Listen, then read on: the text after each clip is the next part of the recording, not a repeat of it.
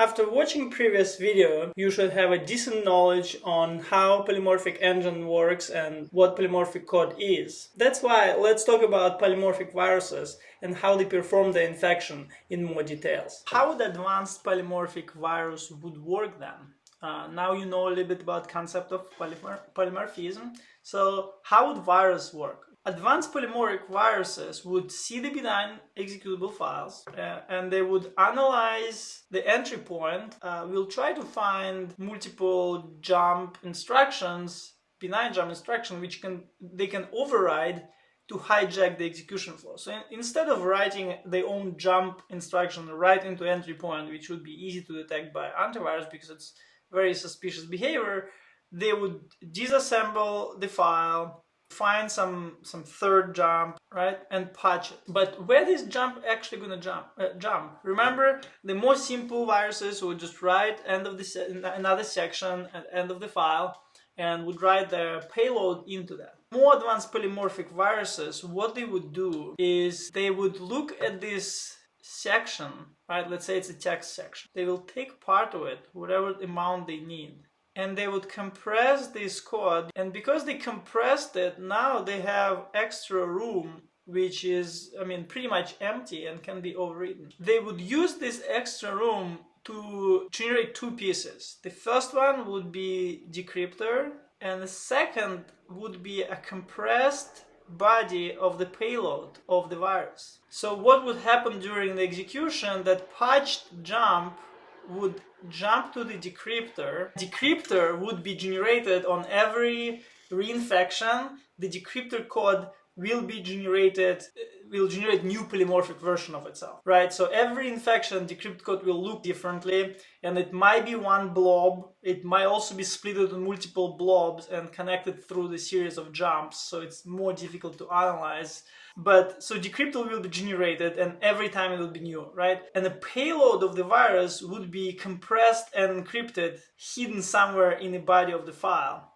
So decryptor would execute. It would actually take compressed payload, would decompress it into the memory. And here where we're entering a little bit of like mythological area, you might hear both polymorphic viruses and also metamorphic viruses. The difference between two, at least in my understanding, and I might be corrected, but I always thought that's the difference, is that polymorphic virus would generate polymorphic decryptor. So every reinfection would be different code, but then encrypted payload would actually be static, and it might be written in C++ or C and just statically compiled, and it's just a regular executed code.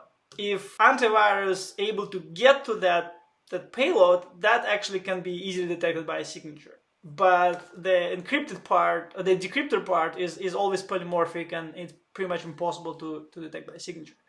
While metamorphic malware, metamorphic virus would always regenerate the whole code like a polymorphic code. So there would not be a static part.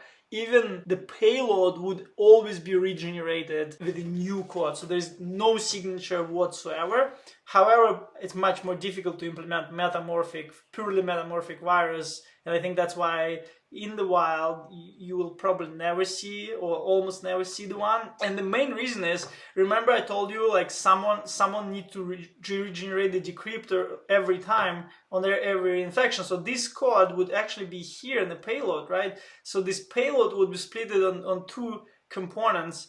One would be actual payload, like maybe sending spam or doing whatever it needs to do, and infector. And remember I told you, like, if we don't want to just patch the entry point, but we want to disassemble and find jump instruction, then this infector has to have embedded disassembler, at least disassembler of length or some simplified version of x86 disassembler, which is not a small and simple component. There's some very tiny implementation of it, but it's still pretty complex. As well as the engine, the polymorphic engine, which will be responsible to generate the polymorphic code in the decryptor. But if you want to be fully metamorphic, then this engine has to also regenerate the payload and itself on every single iteration. And that becomes pretty advanced and sophisticated to make stable and work and predict the size of it and all that thing. That's why I think in reality most of the viruses were polymorphic viruses. and there would be polymorphic viruses which would not care, and they would at the end, right, and the decryptor would be still polymorphic, but at the end of the file there would be a payload encrypted. But there would be also pre-sophisticated ones which would not change the size of the file. They would compress the benign code, and then in the empty space they would write itself in a decryptor. And then what happens besides infector and disarmament engine, what also would need to be here is reconstructor, right? That reconstructor, after the malicious payload is executed, done reinfection, now it needs to execute the benign code. It goes back here in the memory, not on the file, and reconstruct the benign file back, removes the jump, and after that is done, it jumps to original entry point. So after that, the benign file in the memory looks like a benign file, and it executes all the benign payload and whatever program was designed to do. While in the same memory you have a polymorphic virus executing, sending spam, and maybe continuously infecting other files on the system. By now, you should have a good understanding on how polymorphic engine works, how polymorphic viruses work, how infection happens using a polymorphic virus, and why it's so difficult for antivirus to detect and cure polymorphic virus. I hope you're enjoying the content of this channel. Please subscribe and share with your friends. I also welcome any feedback on how I can improve the content of this channel. Thanks for watching, and I see you in the next video.